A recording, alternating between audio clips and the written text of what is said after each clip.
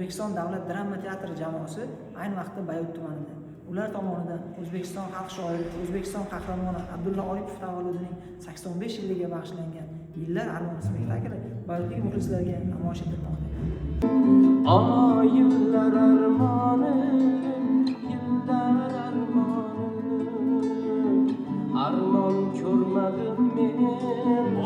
Ishoning, ona allasi aldamas ekan.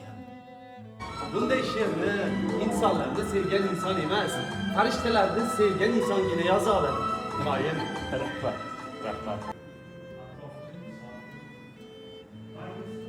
Enajon, Umarjon akani Yosh gvardiya nashriyotida kursdoshlari direktor edi. Meni o'sha nashriyotga ishga yuborishdi. Aytgandek, mana buni aytadi.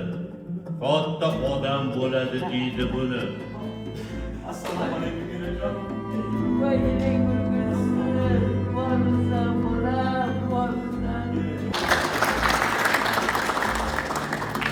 Assalomu alaykum sizlar. Mana bir hafta bo'layapti Sirdaryo viloyatiga O'zbek davlat drama teatrining bir guruh aktyorlari Ro'za Ramazon ulug' oyimizda xizmatga keldik san'atimizni ko'rsatish uchun. Biz bugun Boyovuddamiz.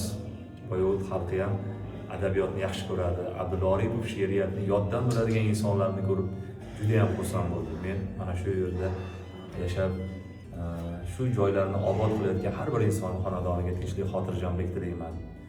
Iloyim qalbingizni cheksiz mehr muhabbat aslo tark etmasin. Teatrga bo'lgan, she'riyatga bo'lgan, adabiyotga bo'lgan, Abdulla Oripov she'riyatiga bo'lgan mehr sizlarni hech qachon tark etmasin.